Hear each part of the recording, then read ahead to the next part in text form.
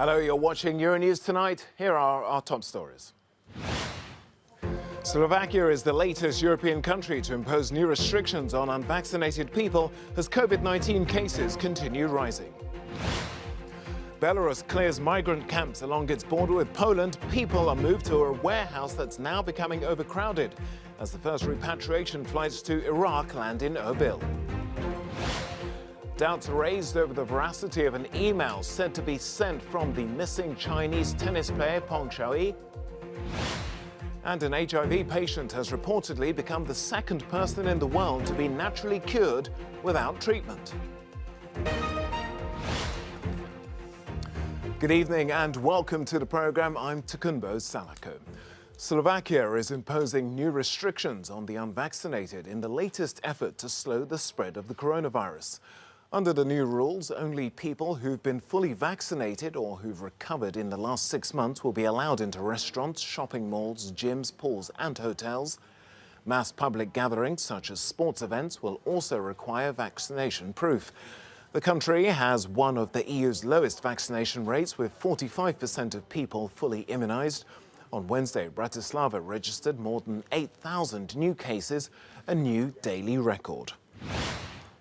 Austria has also registered a new record of infections, with more than 15,000 people testing positive for COVID-19 in the last 24 hours. The regions of Upper Austria and Salzburg will impose full restrictive measures for all people from Monday for several weeks. Vienna is now under pressure to start a full national lockdown to avoid a collapse of its health system.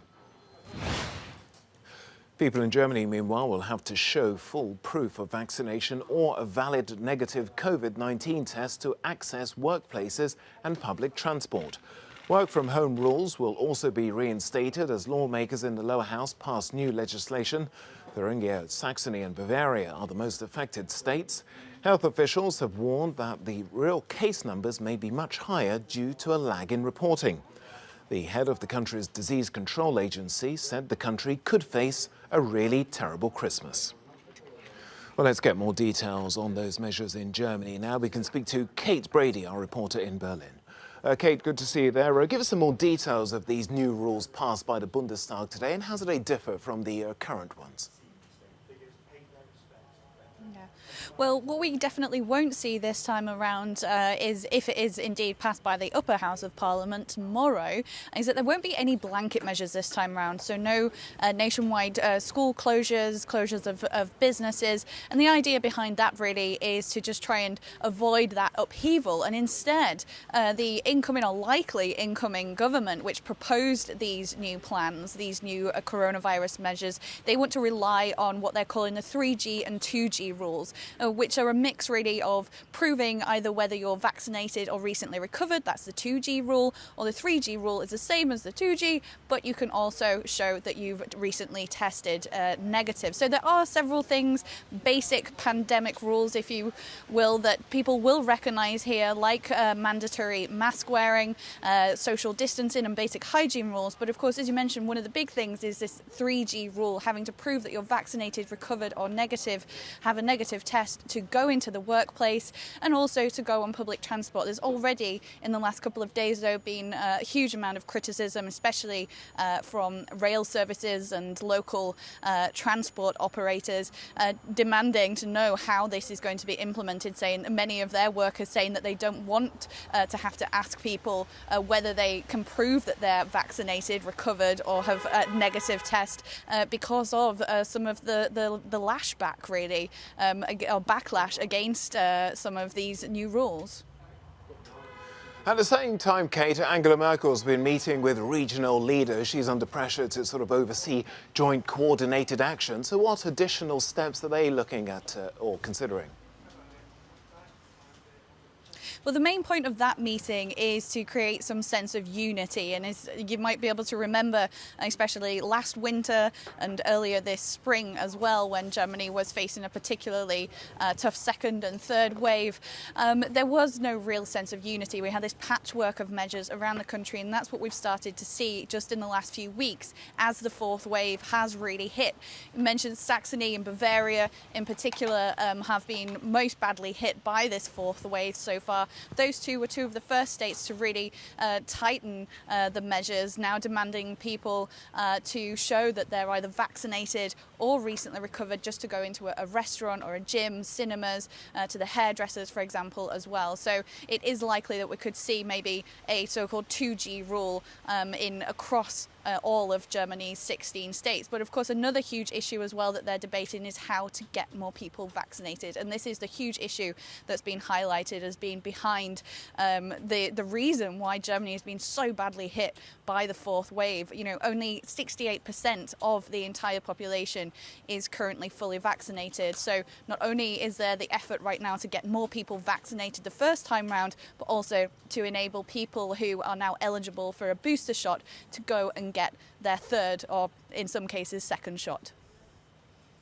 Kate Brady there on those new measures being considered and coming into force in Germany. Thank you.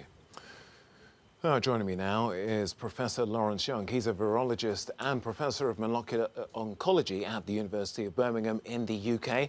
Thanks for taking time to speak to us here on the programme. Well, is it, as our reporter was just suggesting there, this problem across Europe is down to not enough people getting vaccinated, or is it just because we're all becoming a bit too relaxed?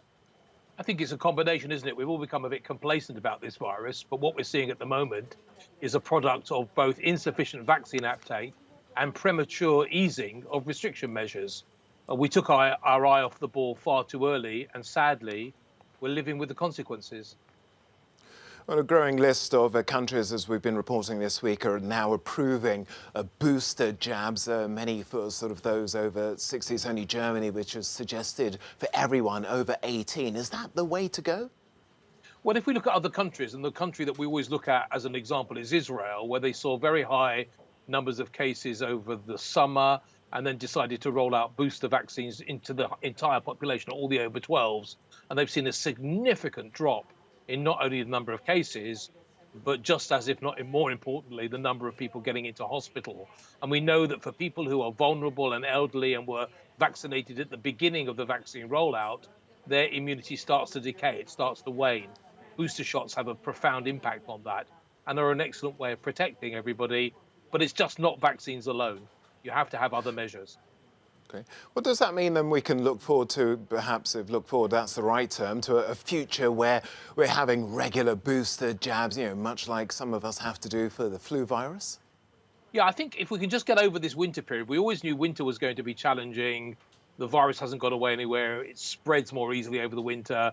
It's compounded by other respiratory infections. If we can get over this hump, then I suspect that what we're going to end up with is having to have at least annual jabs for the next few years to keep the virus under control. And it may be in time that we won't need jabs at all. But I think for the foreseeable future, we're going to have top-up booster jabs. Now, so many people are dealing with the psychological effects of the last lockdown, with so many countries imposing these new measures on the unvaccinated. What additional measures can be put in place for them? How do we get over the line in terms of convincing them to perhaps take the jab? Well, clearly, we really do have to do something about these folk who are hesitant around the vaccine. We have so much data now, and I think the governments need to do their best at being more persuasive with better messaging about the value and safety of vaccination.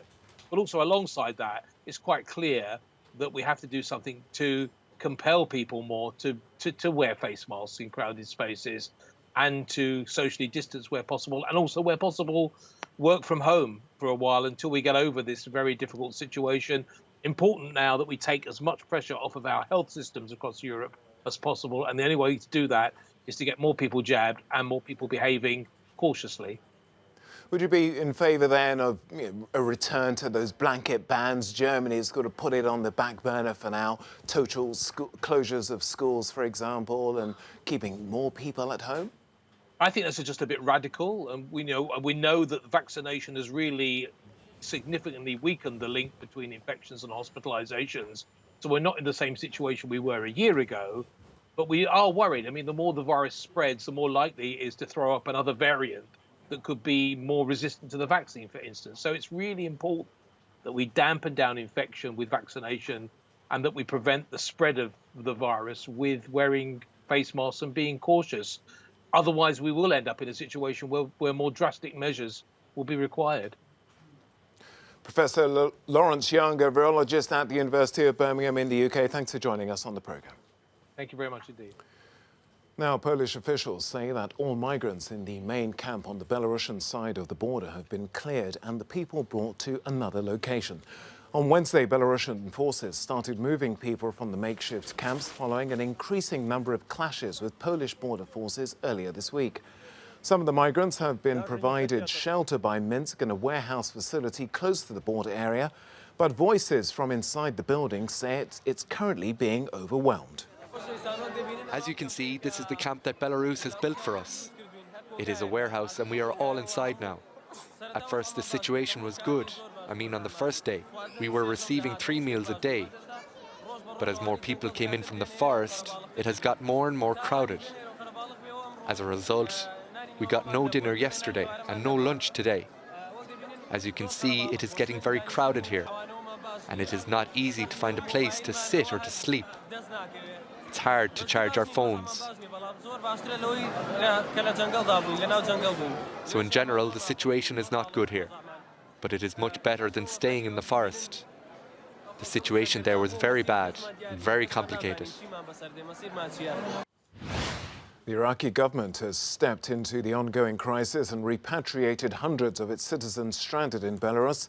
On Thursday, 430 people were registered to board a chartered plane from Minsk to Baghdad with a stopover in the Iraqi Kurdistan capital, Erbil. A spokesperson for the Iraqi government says no other flights have been organized.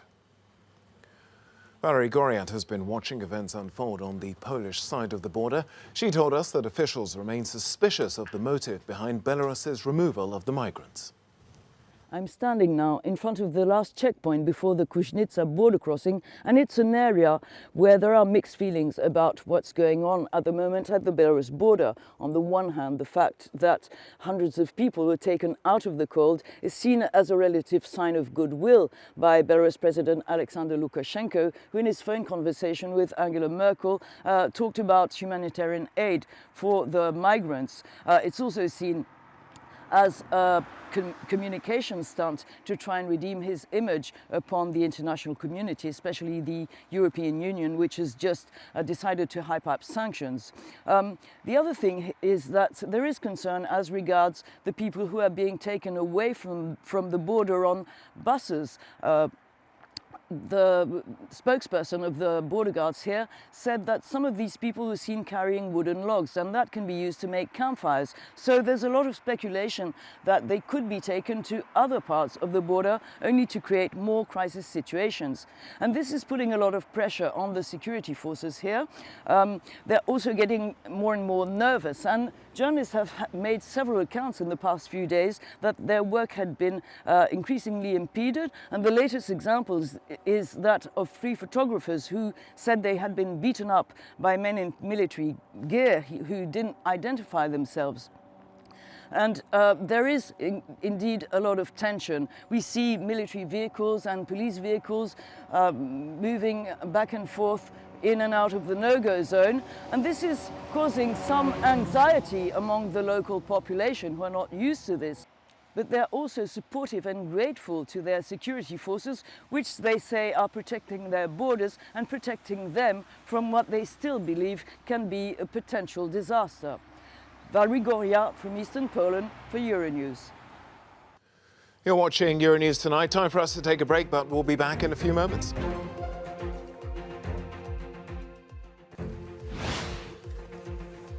Welcome back to the programme. It's good to have you here with us. 2 men convicted of assassinating the American civil rights leader Malcolm X in 1965 will be exonerated for the crime. Malcolm X was shot in New York while giving a speech at the Audubon Ballroom. Muhammad Aziz and the late Khalil Islam were jailed for the killing, but both maintained their innocence. Both men's names will now be cleared after an investigation showed authorities withheld evidence in their trial. In Canada, the province of British Columbia has declared a state of emergency in the wake of landslides and heavy flooding. The country's west coast has been hit with torrential rain over the last few days, submerging roads and hundreds of homes in floodwater. 1 person has been killed and several more have been reported missing. There's been further concern raised over the welfare of missing Chinese tennis player Peng Shuai. It follows Chinese state media publishing an email that the player is said to have written. In the letter, she says she's safe and not missing, but simply resting at home. The player has not been seen in public for weeks after alleging that she was sexually assaulted by a high-ranking Chinese government official. In Argentina, a patient has become the second ever person to naturally recover from HIV. Nicknamed Esperanza Patient, the woman became a scientific curiosity after the virus appears to have vanished from her body, making her only the second person believed to have cured herself of HIV without any drugs or any other treatment. Dr. Matthias Lichterfeld is from the Rangon Institute at Harvard University and co-lead author of the report. Well, thanks for joining us here on the programme. Well, it's been described by your fellow author as the miracle of the human immune system. Just how reliable are the tests? Yeah, so that's really an important point. In this particular patient, we were able to have massive amounts of cells that we could look at. We actually analyzed 1.2 billion cells from this patient to look for traces of HIV, and we failed to detect any HIV that is intact in this patient. We also had an opportunity to look into the placenta. She gave birth last year, and that placenta tissue was available for research, and we looked into 500 million cells from the placenta, and we also failed to identify intact HIV. So we have used massive amounts of cells to look for HIV, and we have failed to detect any intact HIV in this patient. It sounds incredible. But do you understand why or even how this is happening? Yeah, it's important to understand that HIV really is a disease that usually doesn't get cured. Once you have it for the rest of your life. The treatment that is currently available is only suppressing HIV. It's not getting rid of it. And this patient is really very different in that sense. It really looks like HIV has been completely eliminated from her system. And before, we believed these types of patients don't exist at all. So we now are in a position that we can identify these patients and learn from patients and understand how such a remarkable disease outcome is possible. And what are the chances now then, would you say, of like reproducing this in other people suffering from HIV? Yeah, it's hard to say. It's important to understand that 2 persons in the world have been cured of HIV by getting a highly toxic bone marrow transplant. That was in the setting of these patients having cancer at the same time. So they received these bone marrow transplants for cancer, but simultaneously that also cured HIV. That's obviously something that cannot be done large scale. It's a very toxic procedure. But I believe what we don't know currently is how many patients are out there who are cured, who are spontaneously cured. That's actually not known at this point. And once we understand that better, we can make better, develop better treatments for inducing that in a larger proportion of patients. Is that because there's still a stigma around HIV? I mean, it is one of the biggest killers in the world, especially in places like Africa. Yeah, no, HIV remains a huge problem. There is this excellent treatment that is available now in suppressing HIV, but as I said before, it doesn't get rid of HIV by itself. So really, people have to take treatment for the rest of their life, specifically people who get infected at young ages. So the patient that we are describing, she got infected at age 30. So if there's no cure, these patients have to take treatment for 50, 60 continuous years. That is a huge challenge in many situations, and that's why it's so important to find a cure for HIV. Well, considering how long HIV has been around with us now, are you disappointed, or do you think we need a similar global approach to eradicating the virus as much as the approach we've taken towards dealing with COVID-19? There's a lot of investment going on already to find a cure for HIV. It's actually remarkable how much the US government, for example, is investing in finding a cure for HIV. Also, the Gates Foundation and multiple additional non-government organizations are invested into it. So I believe there is a lot of activity, and we see undeniable progress in this field. And I'm optimistic that over the next couple of years, there's additional progress that we're going to see. Dr. Matthias Lichterfeld from the Rangon Institute at Harvard University. Thanks for joining us to explain your research here on the programme. Well, still to come on Euronews tonight, the best works of Carl Faberge are taking pride of place at a new exhibition in London. We'll be taking a look after this break.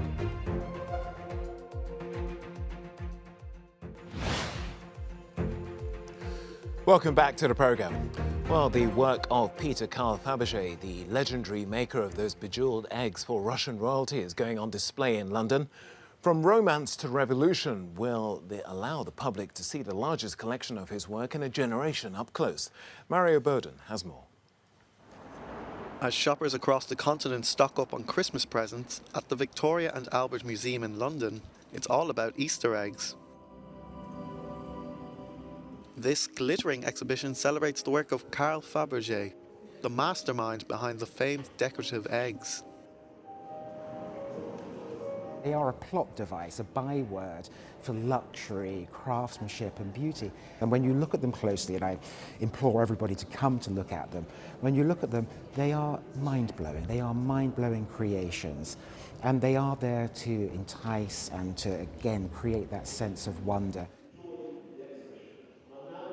Once a major hit with the Romanov imperial family, these priceless ornaments are the pride and joy of Faberge's extravagant Russian jewellery house. Shiny and beautiful. Well, this obsidian rhinoceros is a lot more subtle, so you can really see the musculature and the details.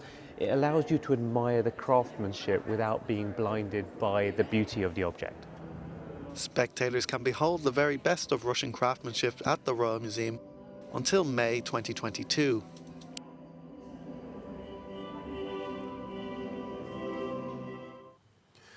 Well, that's it. We leave you now with this no comment from the French Alps and what's believed to be the world's first freestyle motocross double front flip off a cliff with a two-wheeled landing. Thanks for joining us on Euronews Tonight.